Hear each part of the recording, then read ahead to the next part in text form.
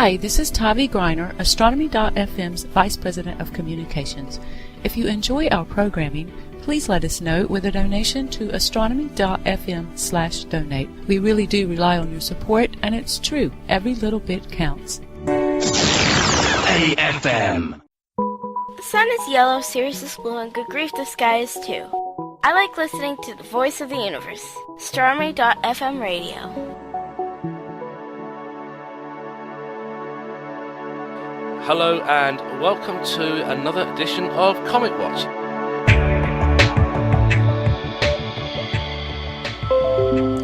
And hello and welcome to Comet Watch. It's the end of January one. We were going to do it a bit earlier, but we had a couple of special guests we wanted to get back, so it's at the end of the month.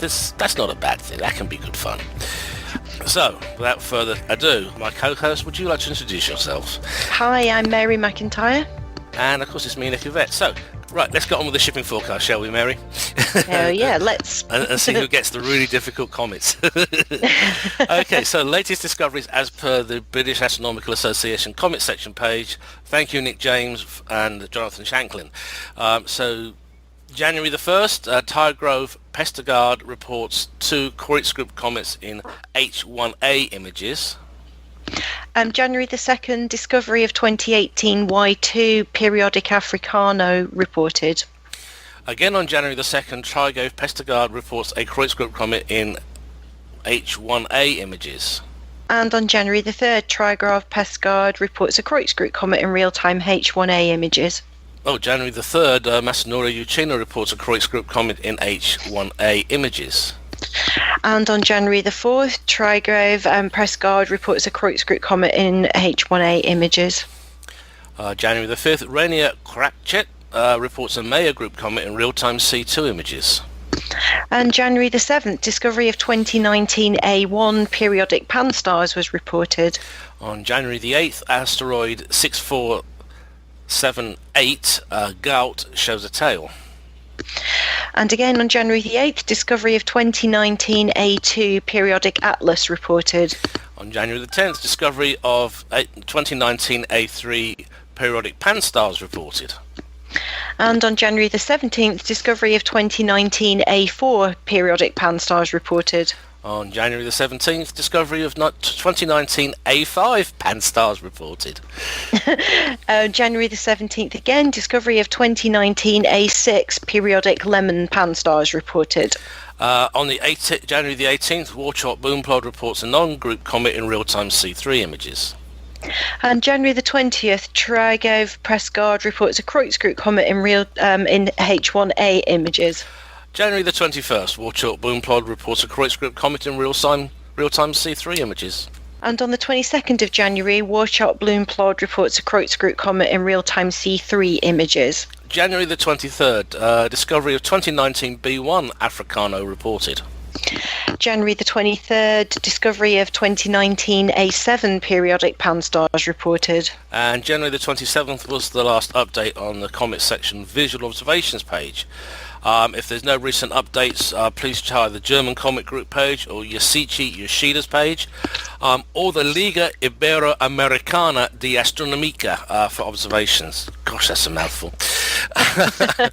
On to the rest of the shipping forecast for comets. Current magnitudes for January the 23rd and observable region January the 20th.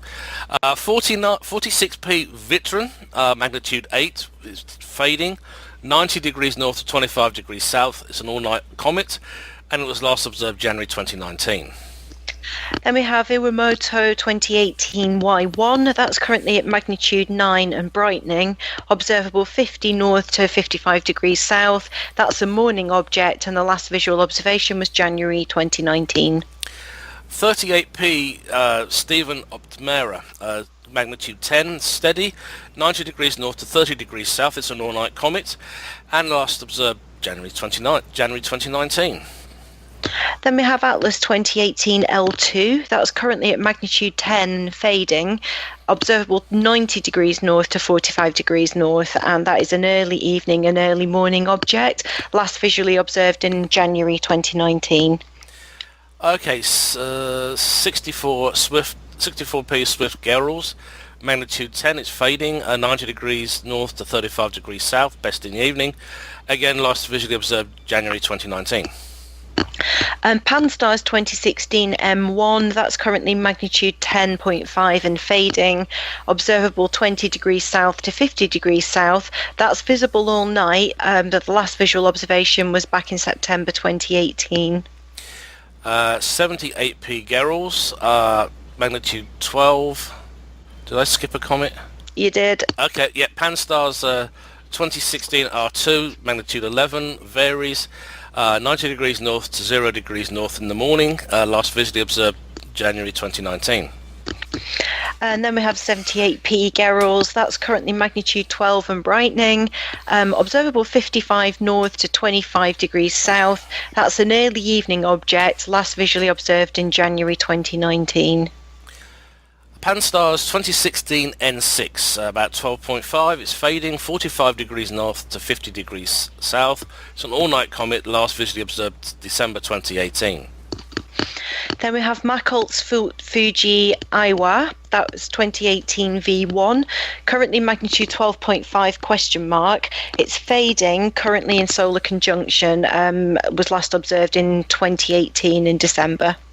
Okay, the one I always hate, 29p SW1, 13th magnitude question mark. It varies 60 degrees north to 25 degrees south. It's an evening object, last observed January 2019. I would like to quickly point out with this particular comet that Richard Miles et al. Would love luminance images of this comet on a regular basis so they can track the outbursts. And back to you, Mary. Thank you. 21p Giacobini Zinner, magnitude 13 and fading.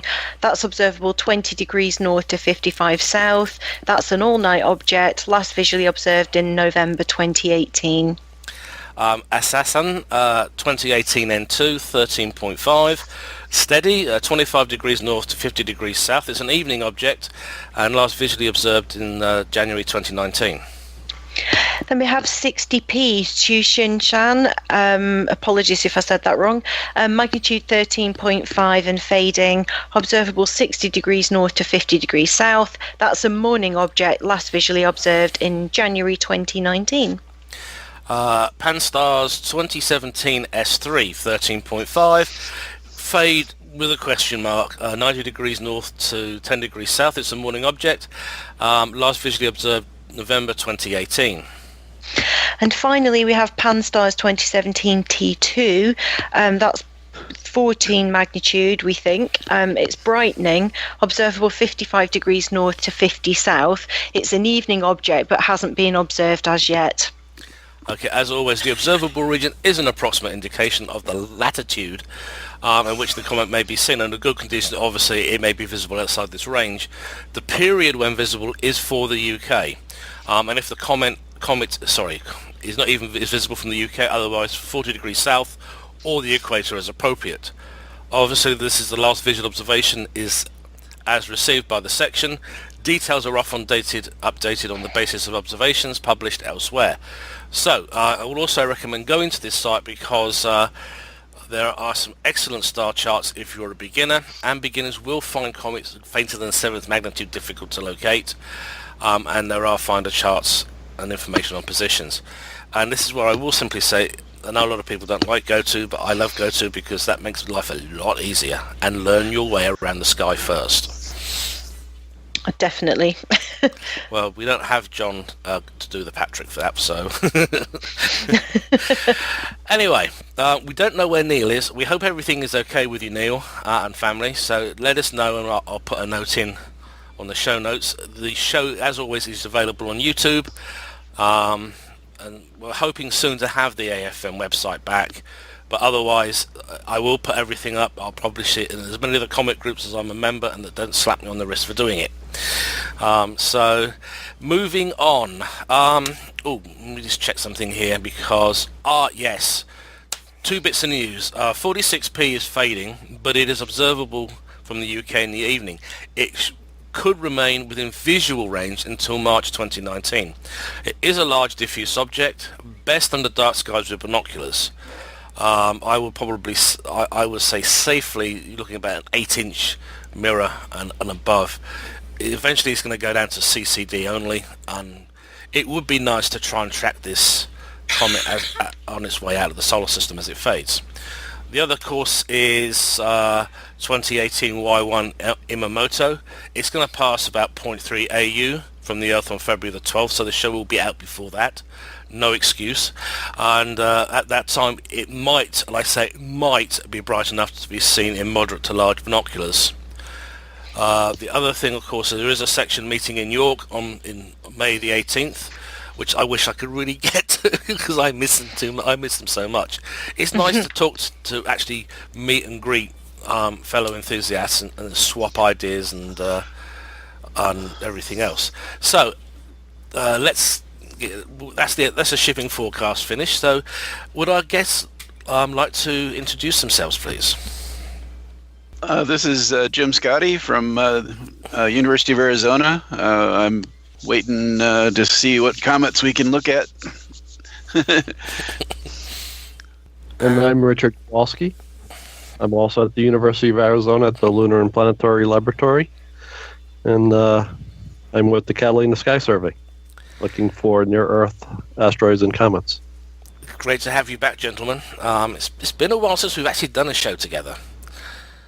Yes, it has. But a little while.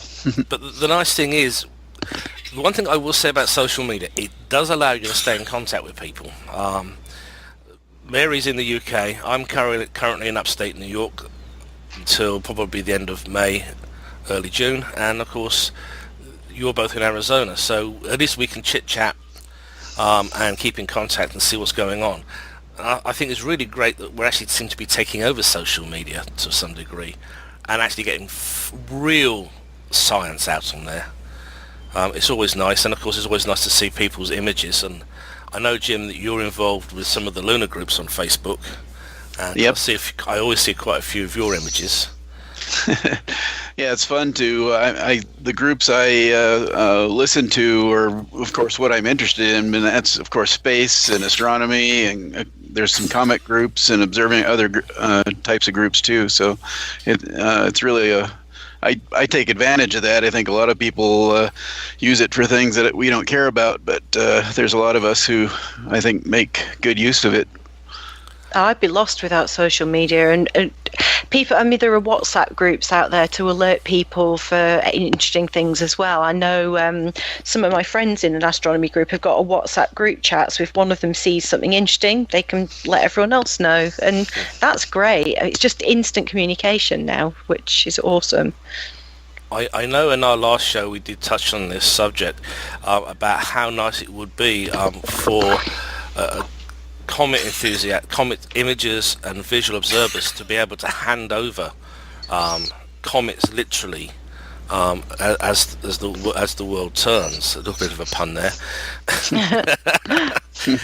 But as I say, I know this actually goes back to a conversation with Terry Lovejoy about how nice it would be if we could organise ourselves to the fact that we could hand over information on comet tracks and images and what's going on with it. I think we're slowly getting there.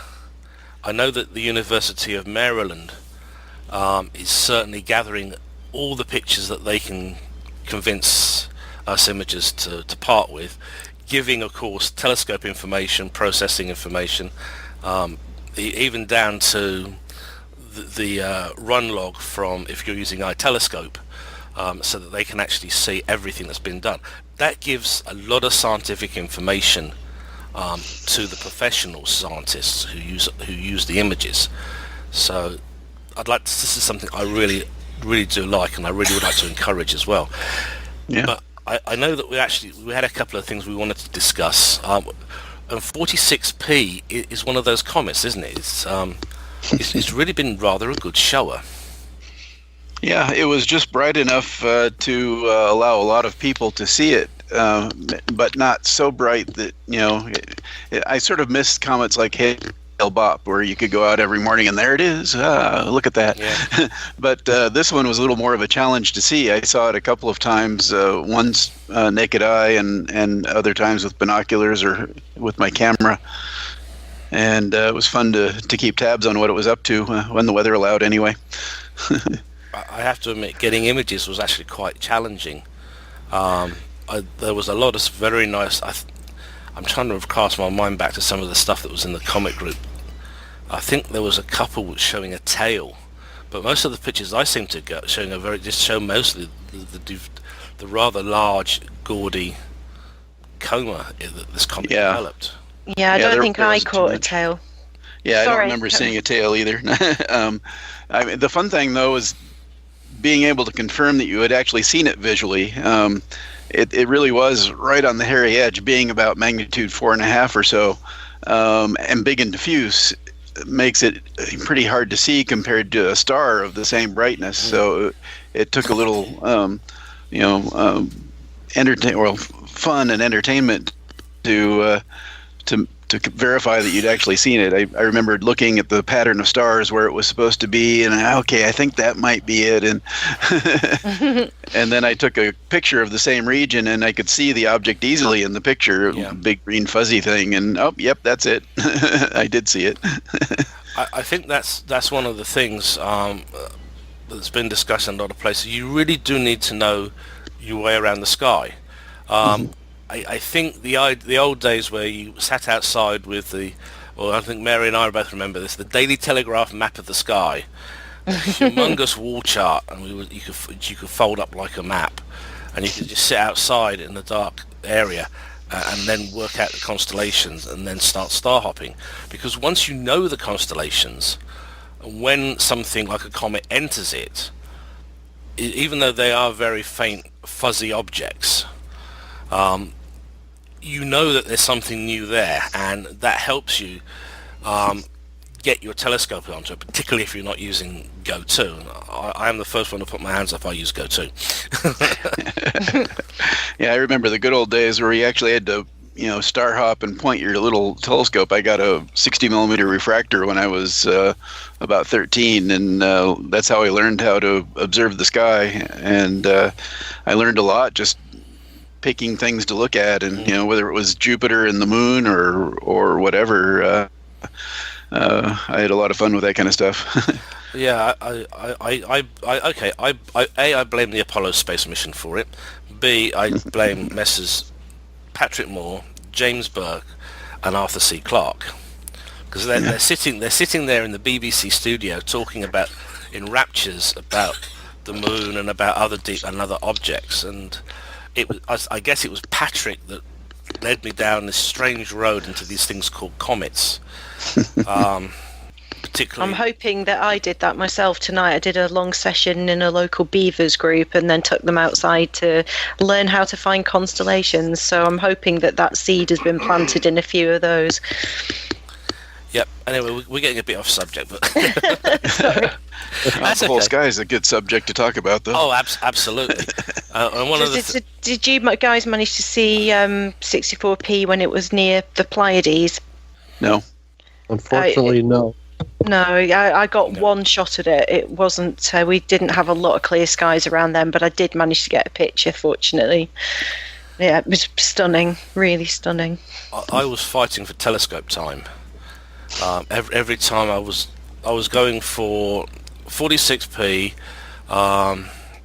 Macholtz, and Aya, and the one that the really freaky one that was found by a visual search. I think it was 2018 Y1 Imamoto. Trying to get on the telescope to get that, it was just impossible. I'm using eye telescope. I'm using SLU. Yeah. Good luck. It was people were going nuts over it. And some of the images were clipping the comet in some respects, because they were using array and deck, and they were just so slightly off, which was sad, really. But otherwise, you had this little bit in the corner that was kind of, I think they got the comet, but right on the edge of the image.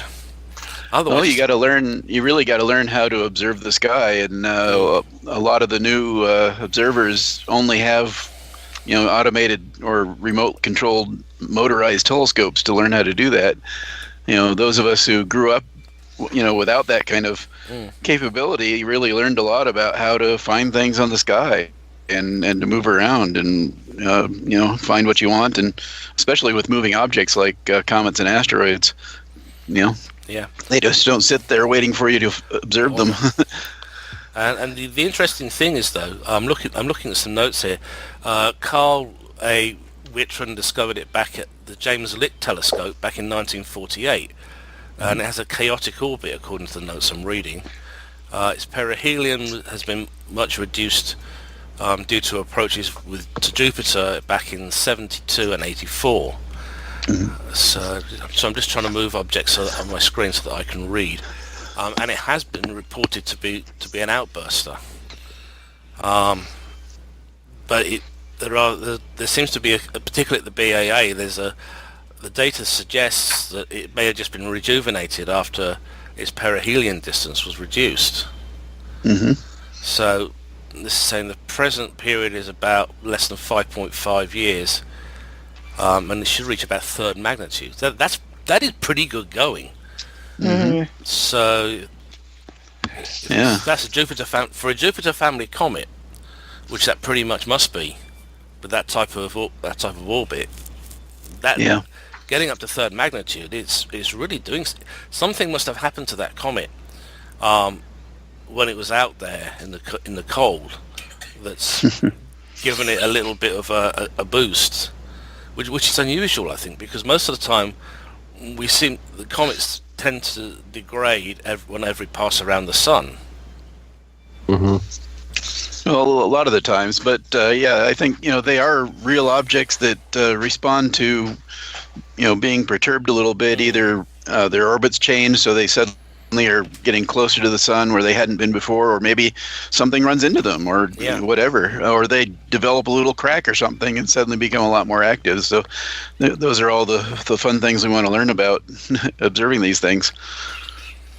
Because I think back in 2002 it was a morning object, and it was back in the first visual observations were early August, and the comet was about mag 11.5.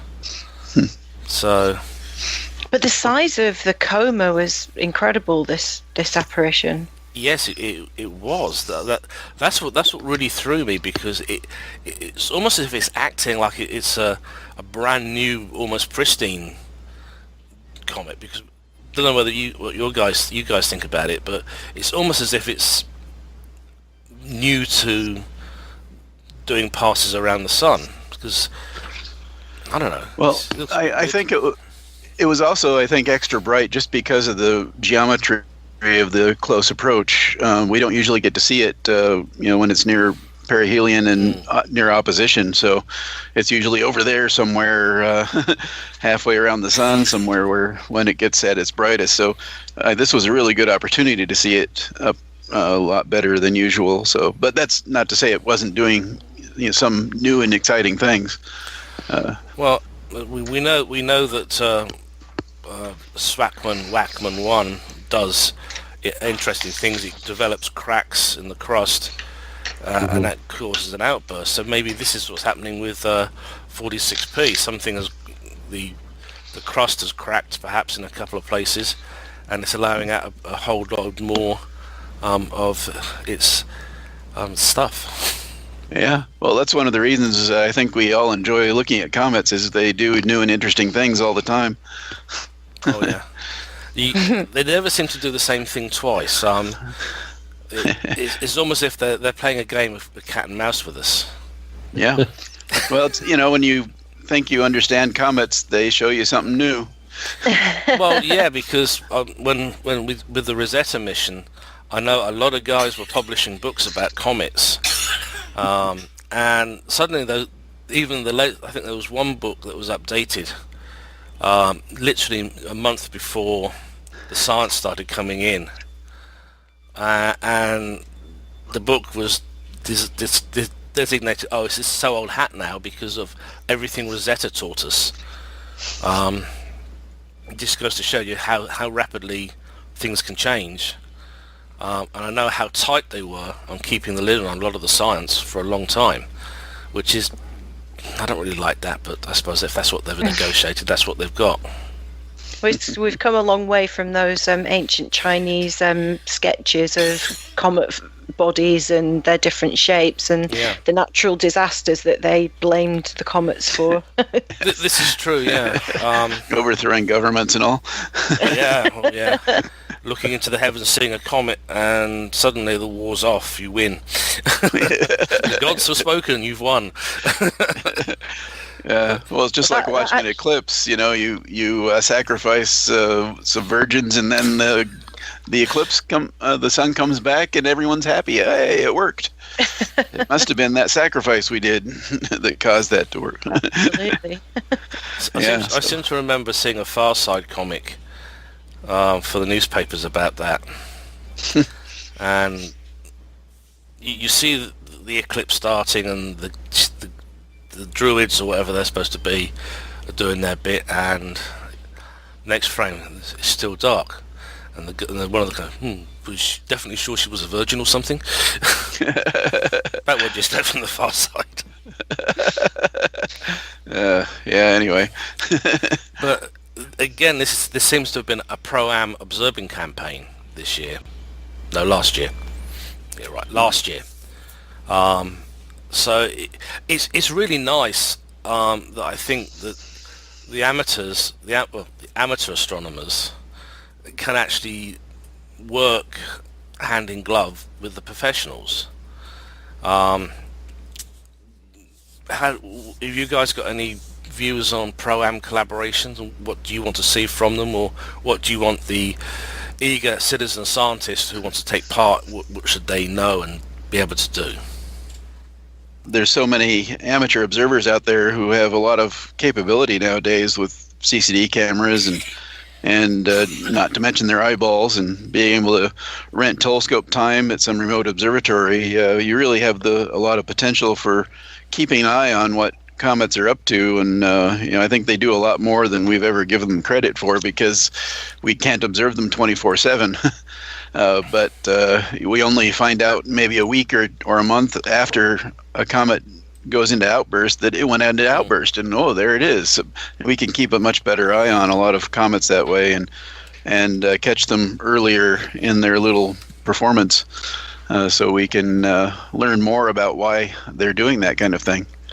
Well, I've been involved, not as much lately, but all the way back to 1999, I had been involved with the first amateur professional workshop for asteroids at Lowell Observatory. We're coming up on the 20th anniversary here in April.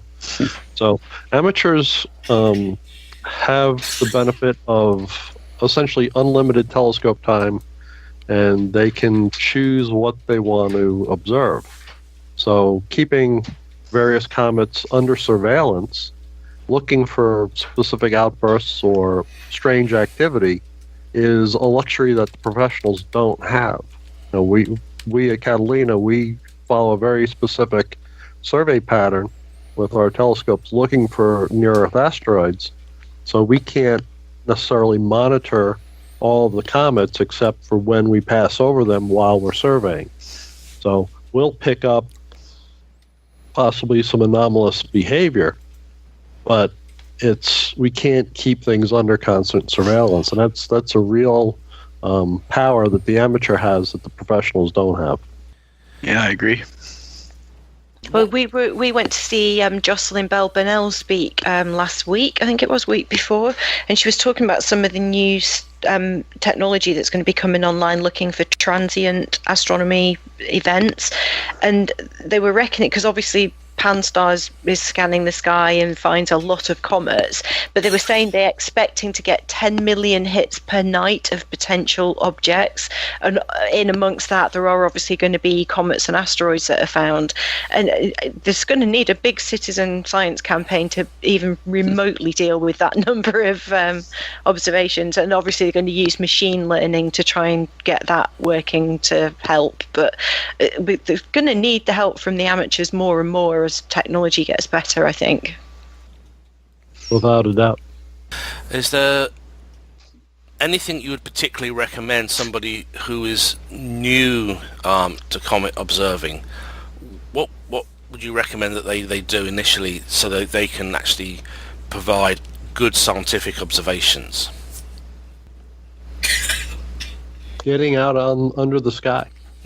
Obviously, it seems like it's a obvious answer, but if you're not next to the telescope, if you're not using the equipment, becoming proficient, observing known objects and seeing what to expect either visually or with your CCD equipment, you're not going to know when something is out of the ordinary. So one of the important skills really, even in the age of Go 2, is actually being able to know your constellations and be able to star hop, really. A lot of people say, well, I saw a fuzzy object in there. I thought it was a comet. It was a galaxy, or it was I'm trying to remember the cluster. That's what I was thinking. Yeah, the small faint clusters look very cometary when you first see them. You sound like Charles Messier there. Finding these fuzzy things. I don't want to see them. I would so love comets. him to come back and see them now, how we see his list. He would have a different opinion, I think. It would be interesting to see his reaction to a modern telescope. Can you imagine him looking at a picture of M1 and realising, oh my goodness. Yeah. Yeah, and if you could imagine if he could have taken a picture back when he first saw it, and we could compare it and see how much it's changed. Well, you can actually see that because somebody I know that does a lot of remote telescope imaging, Pete Williamson, it just so happens that the 2 meter Fawkes telescope has an identical focal length to the Hubble, and they have actually done this. A Hubble picture of the Crab Nebula from about 15 years ago compared to one last year, you can make a GIF out of it, and you can see the expansion in that time frame. It's something that they were doing in school, made it a school project to calculate the expansion. So you can see that already. So if Charles Messier was doing it now, he wouldn't even see the Crab Nebula because it's become so much fainter. So it's really interesting. Yeah, there was a photograph taken, I think, in the late 1800s that was compared to a more modern one, and you could see quite a lot of changes in it. That's pretty exciting to see that. Yeah, it's a very interesting object for sure. I want to see a new one, though. Yeah. Well, it's Beetlejuice blow up. Yeah, well, it was still there last night, so it hasn't, at least Blind supernova hasn't gotten here yet. Either that or the Eta Carina, because that's another one they reckon that's going to be very spectacular, particularly from Earth, if that ever goes. A lot of my friends down under would probably love that one. But yeah, Betelgeuse, that would definitely, and if it's in the middle of the northern winter and it's a nice clear night when the light arrives. I'm torn because it'd be awesome to see that, but it'd be really weird not having that lovely red star on Orion's shoulder, so I kind of don't want it to go either. I want another star to go supernova instead and keep Orion intact. Well, it'll also mess up your observing nights for a while when it makes the sky too bright. That's true. Well, yes, I know, there's been talk of daylight comets before and of supernova that have actually lit up the night sky. I think most of these were in classical times, going back to some of the records of the Chinese. In fact, the Chinese actually discovered the supernova that made the Crab Nebula. Mm-hmm. So although we were saying about the tales of fire coming out of the pictures of comets, in some respects that they even back in Confucian times, they were making some very accurate scientific measurements and stuff, and the fact that they could actually say that this was a star that had exploded, because they knew there was a difference in the night sky. They charted the night sky. A lot of the reasons for it was for sailing. That was your compass. There was no GPSs or anything, so you had to know what was in the sky, and you had to be able to navigate from star to star. There's a supernova depicted in one of the petroglyphs in Arizona, isn't there? Is it Arizona one? There's somewhere where there's a petroglyph that is depicting a supernova. I just can't remember where it is. Yeah, I don't remember either. Mexico and Chaco Canyon. Yeah. Yeah, it's incredible. Yeah, people, I mean, I always say in my history of astronomy talk that our ancient ancestors have been recording the sky since before they could even speak, probably. Looking at those cave paintings of all the bulls that line up with constellations, and that's from, 17,000 years ago or something? It's a long time ago. Yeah. And you have to wonder what other things they may have seen in the night sky and tried to explain in things like petroglyphs and cave drawings.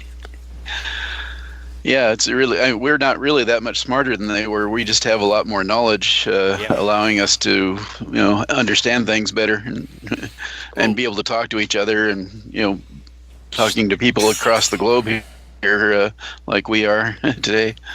Well, Gary Fields from Kielder Observatory, he did a talk about his camper van trip to the Atacama looking for the perfect skies, and he said he felt genuinely quite moved by looking at the petroglyphs, and they're just out there, just sitting there in the desert, and the number that they found, and he really found it quite an emotional experience to look at them. And yeah, it's a real link with our past, isn't it? Yeah, seeing things like rock art and stuff like that is really pretty cool to imagine. Someone doing those drawings on these rocks, hundreds, thousands of years ago, and thousands of years ago. Yeah, I mean, they found one that's even older than the Lascaux one in France. There's one that's even older than that was discovered quite recently. So yeah, it is amazing. Mm-hmm.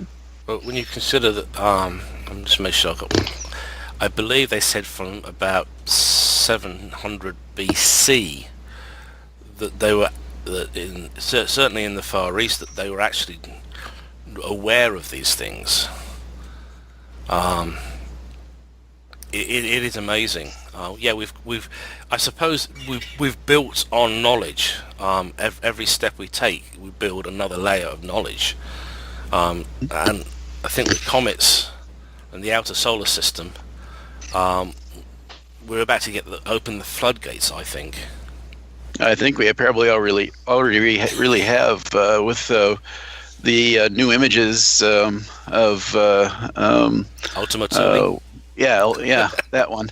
I was trying to remember the name. Yeah, I'm literally looking at the latest picture of that. It's just amazing. Yeah, I mean, seeing what it you can sort of imagine how it might have been made. You can imagine a little kid with a bunch of mud balls just splopping things together. That's an official term, splopping. And you can see the little clumps on the larger lobes, and then you got the two lobes stuck together. And you might remember that 67P had a similar sort of shape, two-lobed sort of nucleus. And it probably was formed in the same general area that Ultima Thule is out in the Kuiper Belt, and wandered in thanks to the planets kicking it around till it became a Jupiter family comet. So we've got two examples of the same kind of shape, and it allows us to think a little bit about how these kinds of things must form. And I was trying to imagine, what the relative velocity of Kuiper Belt objects are while they're orbiting around the sun. And are they slow enough that you'd have two objects that would almost gently bounce off of each other, maybe clump together a little bit like that, and maybe form that kind of structure that we see in these two objects and the other objects like that, the other comets that we've seen up close as well.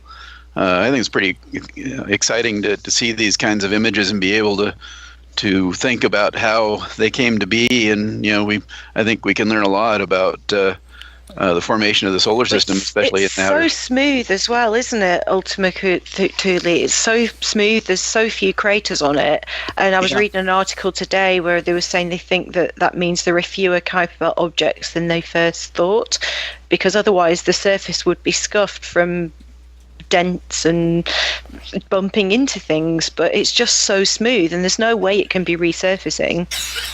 Yeah, I'm sort of wondering what the relative velocity of Kuiper Belt objects actually are. I'm sure often they're moving past each other fairly quickly, but they'd all be sort of in the same kinds of orbits and might have low enough collision velocities that they would not cause a big crater. They would just sort of run into each other and maybe break a few pieces or something like that, or turn into this dual-lobed sort of creature that we see out there.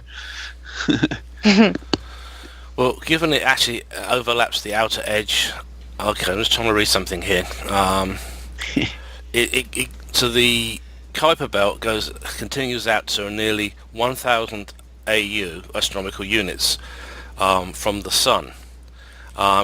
So I guess it would be a fairly slow moving. So it begins, the inner edge was roughly about 30 AU out, which is Neptune. And it goes out to 1,000 AU. So I reckon it would probably be a very slow-moving area. Yeah, and the scatter and the velocity, they'd all say you have a bunch of objects that are like in the Kuiper Belt today, where they're all sort of in more or less circular, low eccentricity orbits. So the relative speed of a couple of objects, if they ran into each other, might be pretty low. So anyway, a lot of things to think about there, and exciting to see new objects like this, and adds to our knowledge and gives us more things to think about and try to figure out. Well, of course, for comet observers and scientists, it is really the part of the home of it's the reservoir of comets. So right. Most people view that comets are the reservoir stored in the Kuiper Belt and maybe further out into the Oort cloud. And when the outer gas giants, as trans-Neptunian objects, they get perturbed by Neptune, by Uranus, and then get slowly pulled into the inner solar system, where where Saturn and Jupiter start to come into play. And we see them as centaurs for a while, and then they some of them get handed down into Jupiter crossing orbits and become Jupiter family comets. And then we get to see some spectacular sights. Obviously, some of them are on a one-way ticket, or perhaps they're going to go so far out to the edge of the Oort cloud before they start to come back in, maybe. Because we don't really know a lot of the orbits for some of these comets that have come in on some. And sorry, I'm just trying to get my thoughts in order.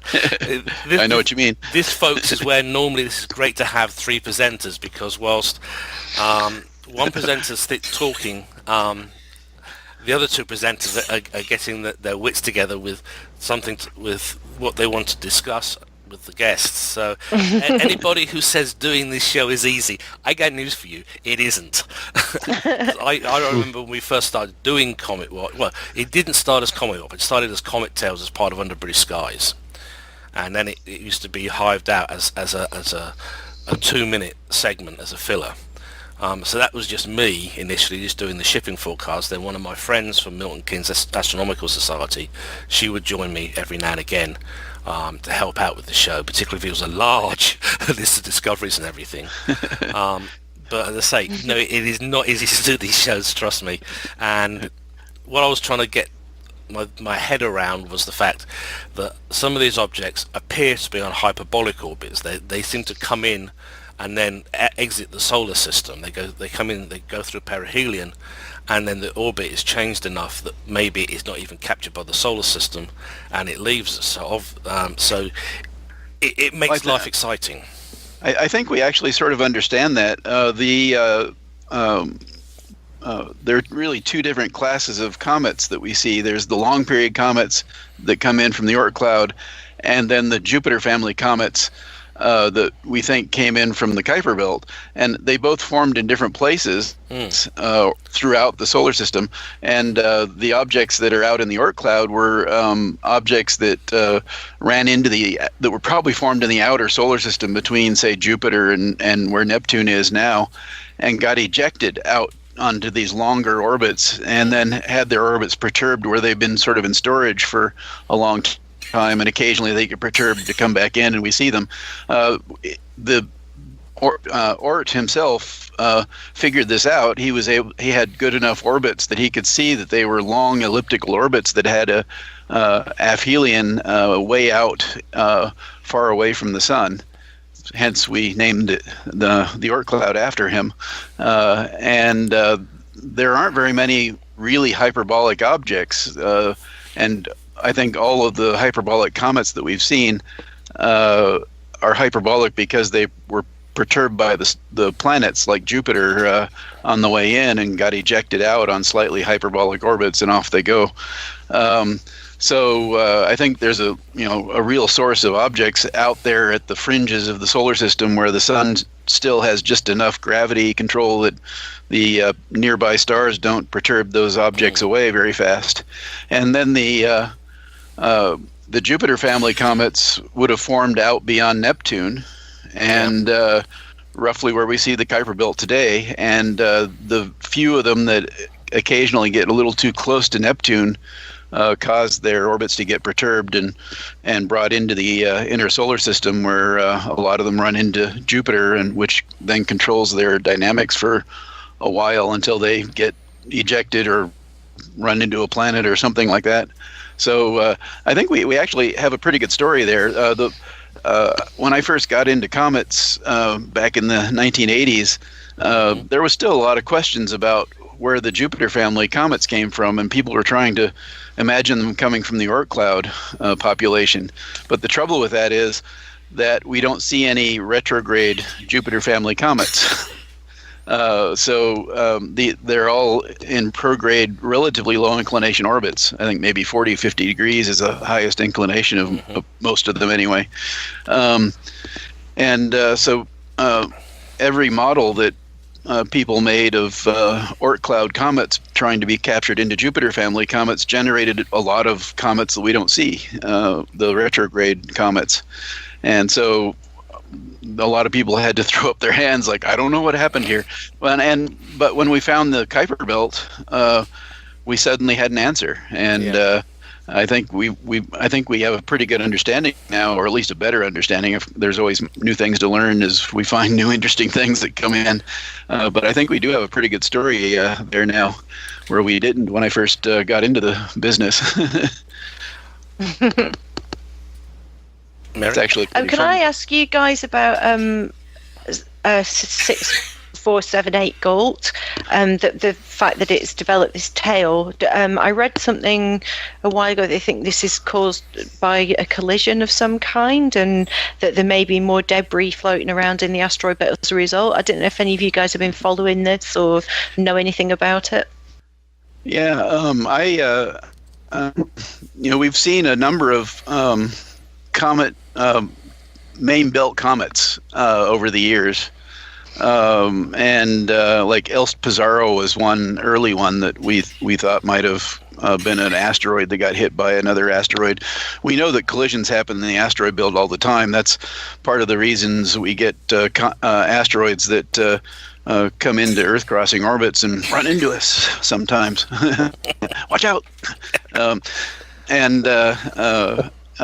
We've seen, I'm not sure, maybe a half a dozen of these objects that, like this new one, where it's got a very, very long, narrow tail, and I guess the tail right near the nucleus has gotten a little kink in it lately in the last couple of days or weeks.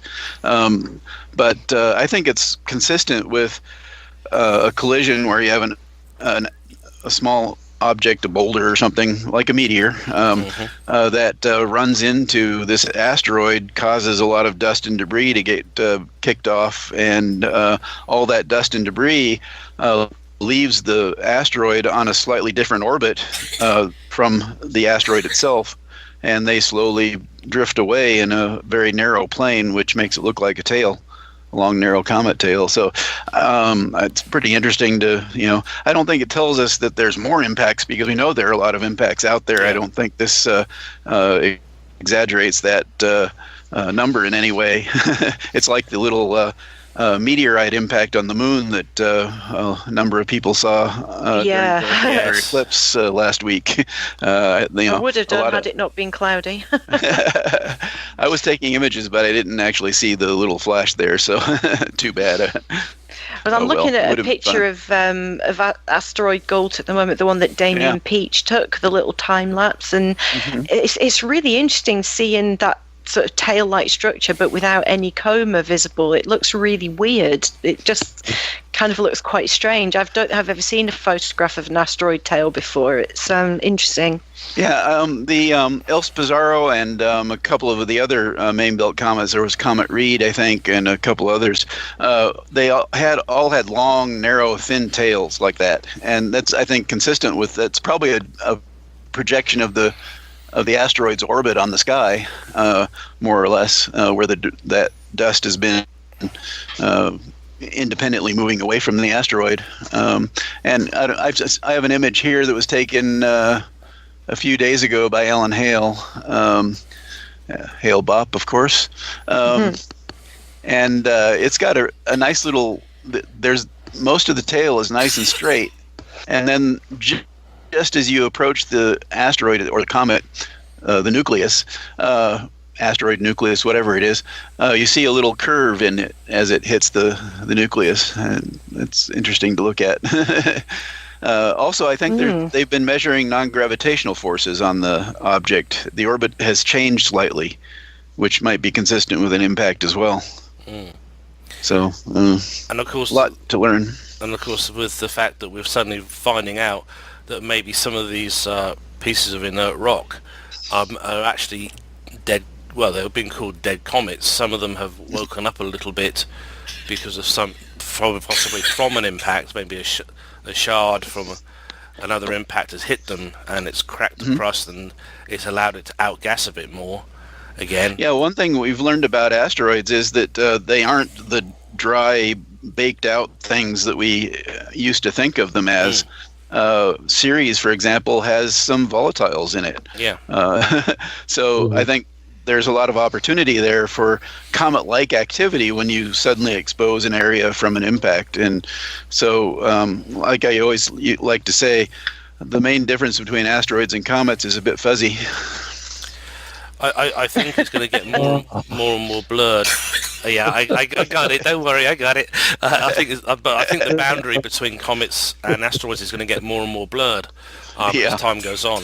Yeah, they were all formed in the same kind of area, although different places, and so they're going to be composed of different stuff, but similar stuff in any case. So where they've been since they formed will tell us a lot about whether they act more like an asteroid or a comet. So the more we learn, the better. Yeah. I have to admit, we've now got spacecraft. We are looking at more missions. We're looking at sample returns, which is even more impressive. There's 2 active missions at the moment. There's a JAXA mission that's that's shortly about to start that phase, Hayabusa 2, and of course there's OSIRIS-REx at Bennu, and we just don't know what we're going to find there. Is Bennu just a conglomeration of gravitationally bound gravel? Is it actually solid rock, or is it perhaps one of these interesting little things that, if it was given a chance and it got cracked by something, it might even grow a tail again? I think a lot of people just did not realize that maybe a lot of the things we were looking at in the asteroid belt may have been dead comets that suddenly find a little bit of life in them purely if something comes along and whacks a chunk out of the side of them. We just don't know anymore. I think that's perhaps the most exciting part. It's changing a lot of attitudes, and of course the near Earth object fake news really does keep everybody on their toes. I had one, just so everybody knows who's listening, Apophis is no longer considered as a potential Earth impactor, because we've refined the orbit through radar and everything so much now. Yes, there's going to be a very, very close approach sometime in the 2020s, But the one that they all were saying was going to be that really hazardous one that could impact, they're now saying, well, it's going to miss us. Mm-hmm. I got this story, ironically, from a friend in Thailand. I was asked, can you go through this article and tell me if it's true? The article was basically saying NASA was covering up the fact that Apophis was going to hit us in, I think, 2039 or something. But yet, ironically, all the blurb that was attached to the article from NASA was saying, no, it's looking now from the orbits that we've been calculating that Apophis may not actually be that big a threat. You got any thoughts on that, Jim? Well, first of all, we know that it's not going to hit the Earth because Richard didn't find it. If he had found it, then there's a much better chance that it was going to hit the Earth. After all, he found 3 objects now that have hit the Earth after you discovered them. So. I think people can start relaxing a bit. We don't need the tinfoil hats, and I don't think you need the Anderson shelters either.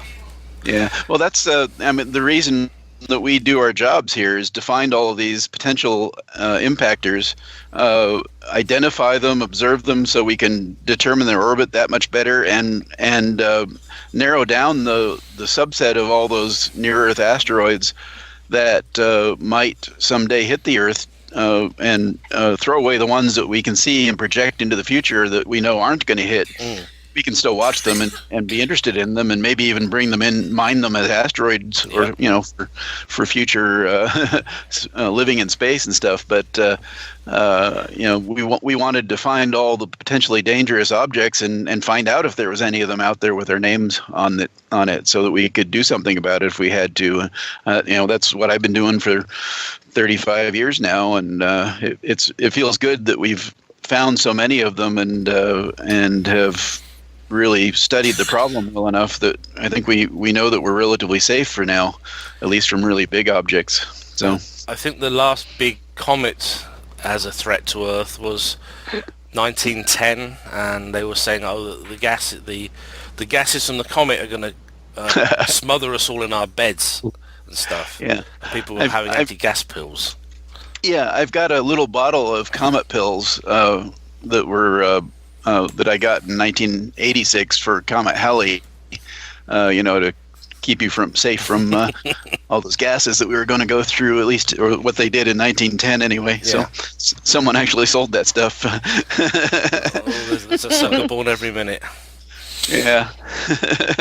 We're just going to find more and more of these objects as the technology gets better as well. I think the talk I mentioned earlier that we're at, she was saying that they're going to potentially be able to pick stuff up at Mag plus 24 with some of the new technology that is going to be online.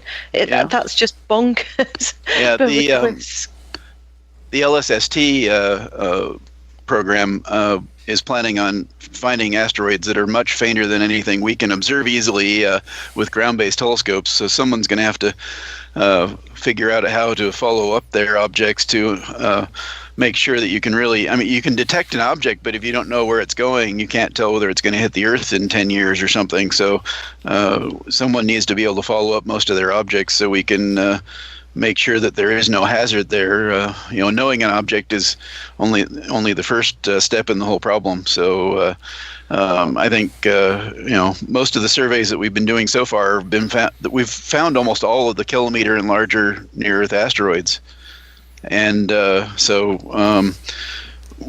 some of them are probably still lost because we didn't observe them very long when they were discovered, but we've at least got that first step in the problem of identifying the potential impactors. So the ones that will be left over after that are the things that we've all been talking about, those comets.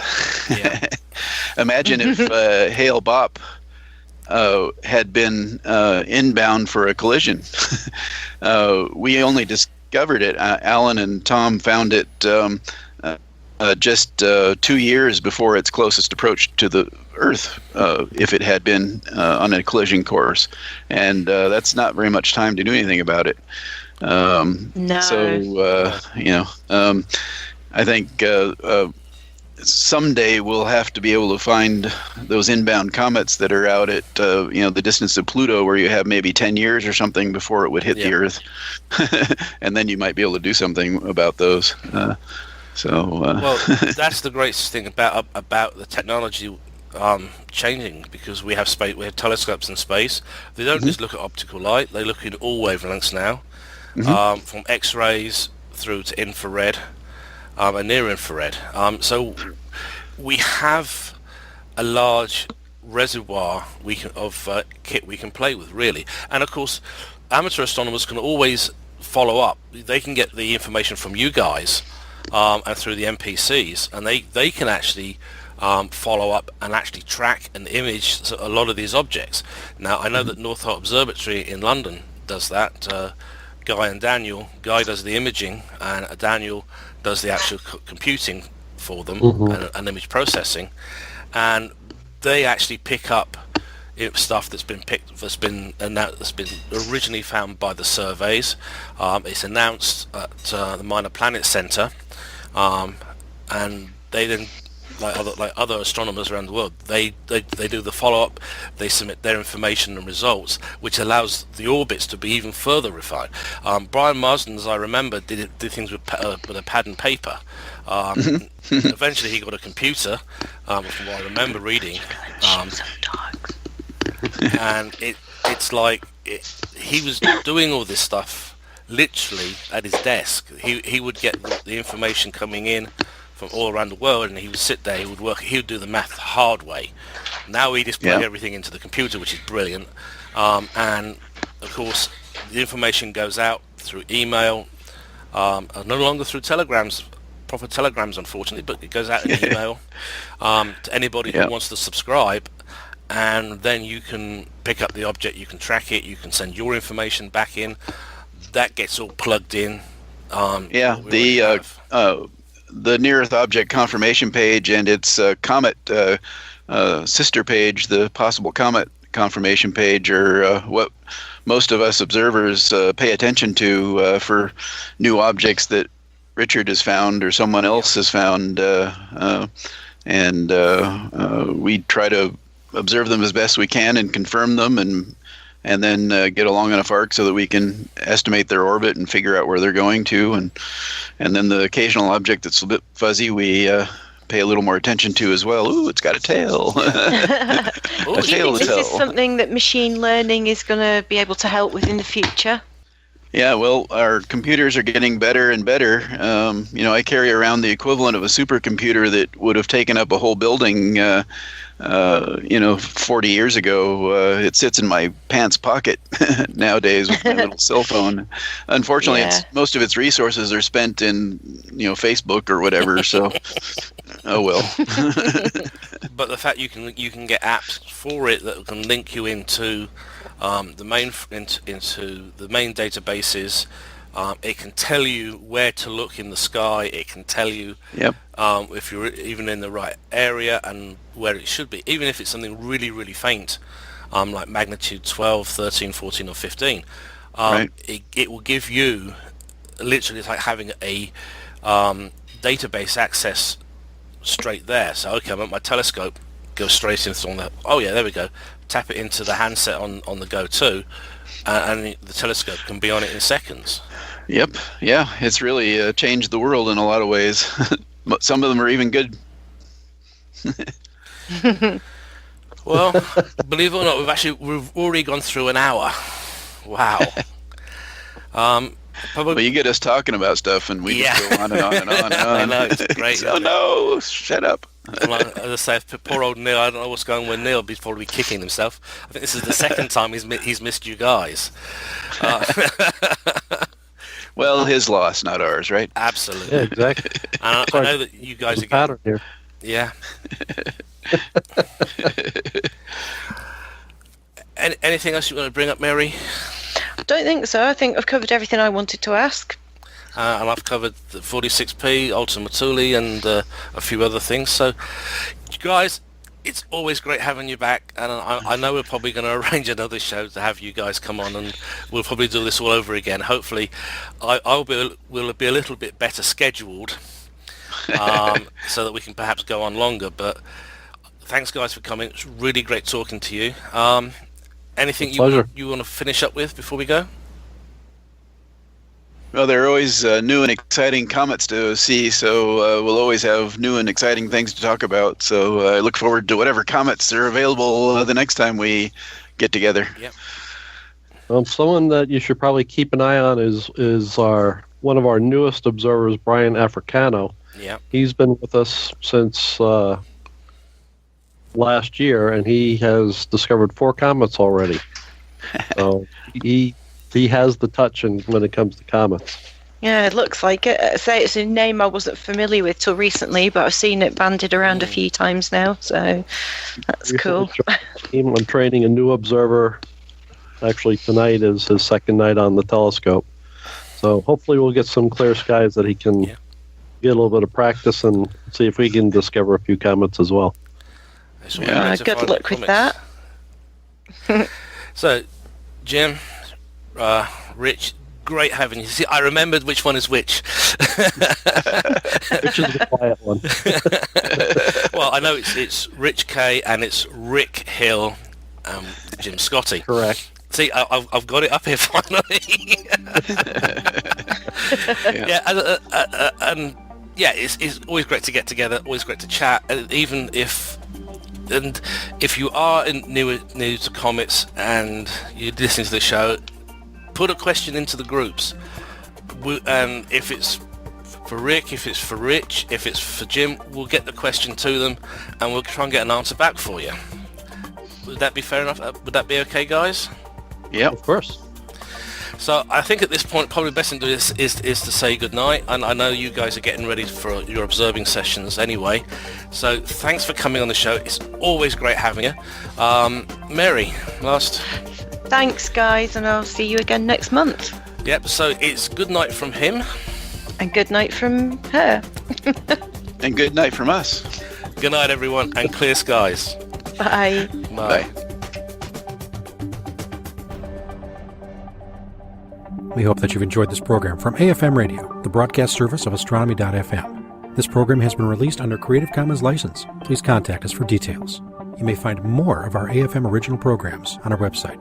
It's really easy to find us. We are Astronomy.fm. You may also find us in the iTunes radio listings near the top of the News Talk section, and also as an iTunes podcast selection. We'd love to hear your comments. Please email us at radio@astronomy.fm. Thanks so much for being part of the voice of astronomy around the world and across the known universe. This is Astronomy.fm Radio. Hi, this is Tavi Greiner, Astronomy.fm's Vice President of Communications. If you enjoy our programming, please let us know with a donation to astronomy.fm/donate. We really do rely on your support, and it's true, every little bit counts. AFM